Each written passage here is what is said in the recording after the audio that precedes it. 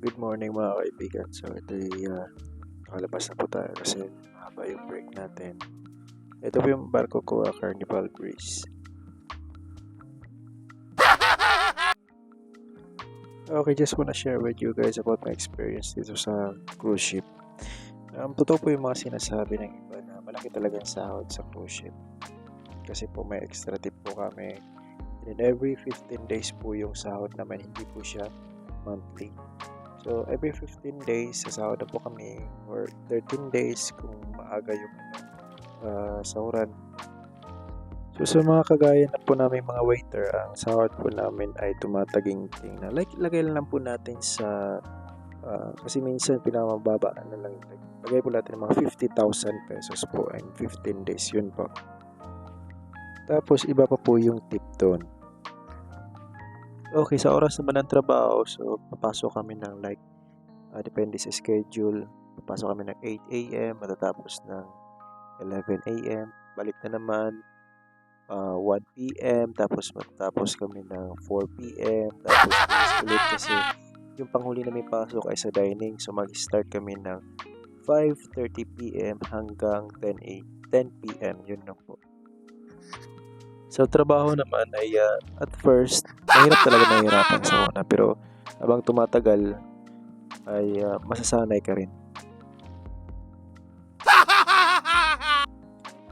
Maganda po ang trabaho sa barko mga kaibigan, kahit sabihin natin napakahirap na.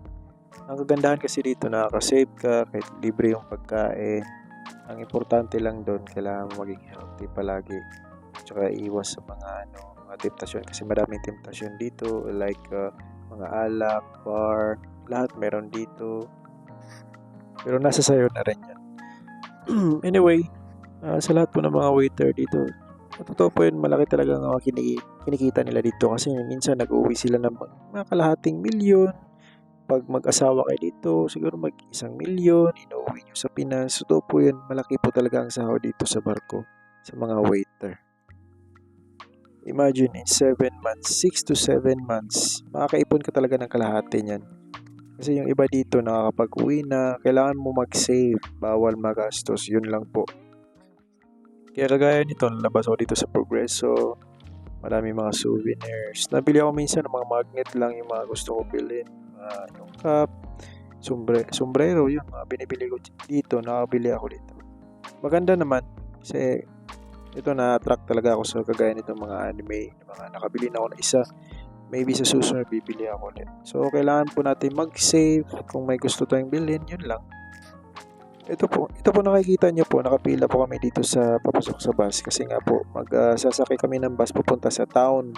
So it's like 15 minutes papunta doon. So ayan po ay sasakay tayo ng bus papunta doon. So ganito po dito sa Progreso. So sa mga dyan, sa mga kababayan natin, yung mga seaman dyan na mag-graduate lang, kung interesado talaga kayong magbarko, huwag niyo po sayangin yung mga opportunity nga pwede kayong mag-apply kahit anong barko. Basta sipag at syaga lang, darating din ng araw ay magiging kagaya kayo sa amin. Ganun lang, sipag at syaga lang. Sa tip naman kasi mga kaibigan, isi-share ko lang kasi minsan marami talaga nagbibigay dito sa barko. Siyempre, dollar, malaki talagang value sa Pilipinas. Okay, so sa tip kasi mga kaibigan, sa dining pa lang marami nang magbibigay every 4 days po yan ng cruise namin. So, pinaghati-hatian namin yan. Kasi mostly nag-guest namin na kumakain sa dining ay nagbibigay talaga. Iba pa rin yung sa public restaurant, sa mga public area, mga nag-aabot ng like $2, $5. Iba pa rin yun, mga extra din yun. Totoo talaga yung mga sinasabi nila, hindi ko ma-compare ang sahod ko sa land base before na ngayon nandito na ako sa barko. Sobrang laki po.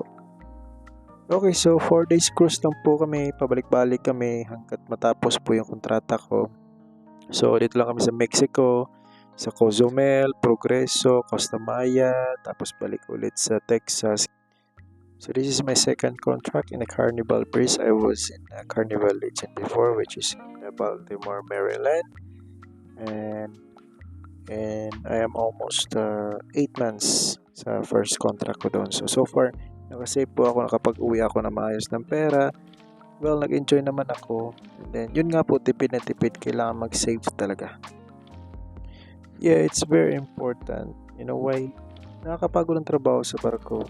Tsaka, in 7 months, wala kang ibang gagawin kundi trabaho, tulog, kain, trabaho, tulog. Ganun lang ang rotation mo dito sa loob ng barko.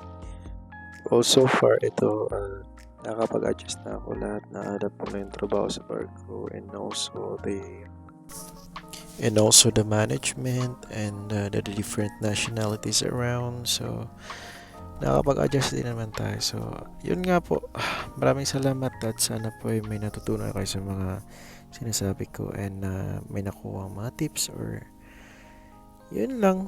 Just to share with you my experience here in a cruise ship. So, welcome to Progreso. So, kailangan nating lumabas minsan kasi nakakaboring pag lagi na lang kayo nasa barko.